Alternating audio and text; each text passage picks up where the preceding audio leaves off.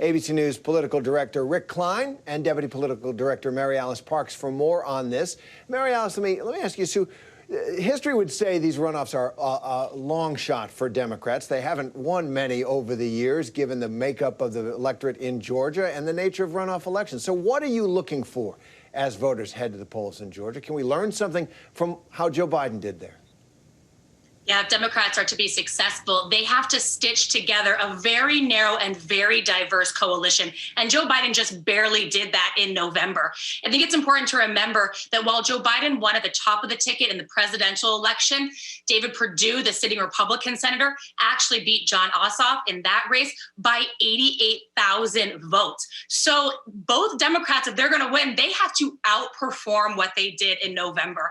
So we're going to be looking really closely at disillusioned Republican voters that most likely split their tickets in November, that went in and voted to help secure a win for Joe Biden, but then went on to vote Republican the rest of the ticket. If those sort of independent conservatives or disillusioned Republicans come out in force in a big way to make sure they send Republicans back to the Senate, then Democrats could be in real trouble. That said, we've seen unbelievable excitement and energy from Black voters in downtown Atlanta. And I think it's important to remember that the huge population boom in Atlanta over this last decade really tells a part of the story of how the politics in Georgia have just changed. We're looking at nearly 2 million new voters in Georgia in the last 10 years. And the majority of those are racially and ethnically diverse voters that just represent a really new Georgia and new Georgia politics. And Rick, I want to talk a bit about what will happen tomorrow, because we heard President Trump at the top of the show there publicly pressuring Vice President Pence to somehow overturn the election when the electoral votes are counted. Now, the vice president can't actually do that. So where is this request coming from?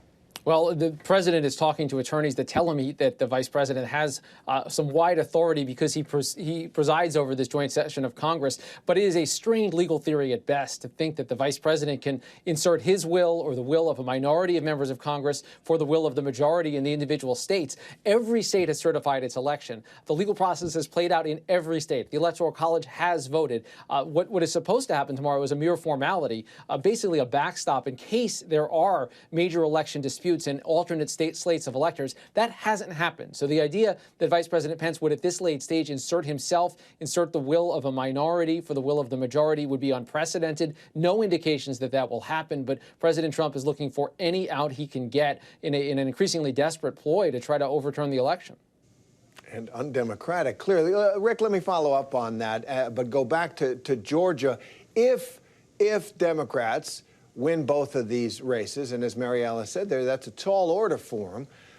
What does that mean practically for the incoming Biden administration? It'd still be a 50-50 Senate. That's not exactly a landslide, but what does it mean about what Joe Biden and the Democrats could do with a Senate majority? Look, the difference between Majority Leader Chuck Schumer and the Majority Leader Mitch McConnell, enormous if you're Joe Biden. It means you control the Senate calendar. It means you can guarantee essentially votes on your judicial appointments, on your cabinet appointments. It means that you can bring at least for votes items of the agenda. It doesn't mean you're going to win the votes. No one can guarantee that. But control of that of the Senate floor is huge. Control of committees also huge. If you're looking at the potential for investigations, much likely that you'll have a more aggressive tact from the Republican Senate majority than you would from a Democratic Senate majority. Just ask President Trump about what it looked like when the House flipped on him in his midterm. So for the first half of the Biden presidency, having control, having the Democrats control, even if it's very narrow, the narrowest of control, is an enormous deal. And I know the Biden team has been trying to downplay the stakes, saying that their game plan is the game plan.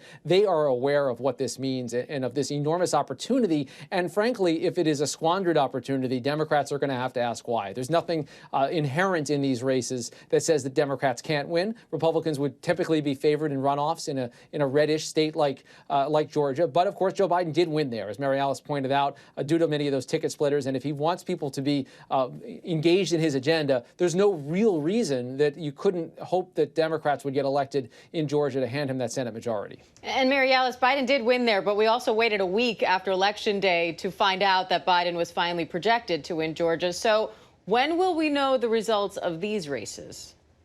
Well, state officials tell us it's not going to take that long. So here's hoping for that. But look, Americans have been incredibly patient. It is remarkable that we have not known who is going to control, which party is going to control the Senate for 2 full months. I think that we'll probably have final results in the next few days. I know the state officials have been working really closely with county officials to make sure that they are opening and processing absentee ballots ahead of time, earlier this time, so that they can press count, press tabulation right when polls close tonight. All right, Rick Klein and Mary Alice Parks, thanks very much for that. And as Georgians continue to cast those final votes in those critical runoff elections to determine who controls the Senate, we're hearing from some of the voters right there on the ground. Let's listen.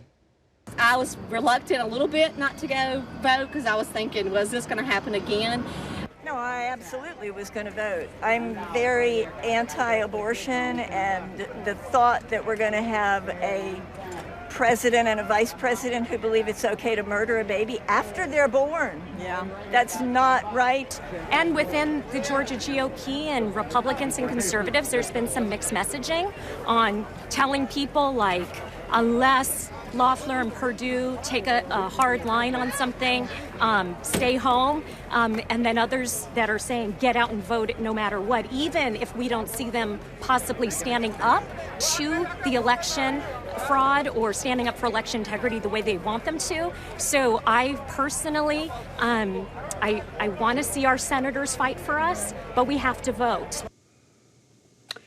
They sure do. You're hearing from some of the voters there in Georgia.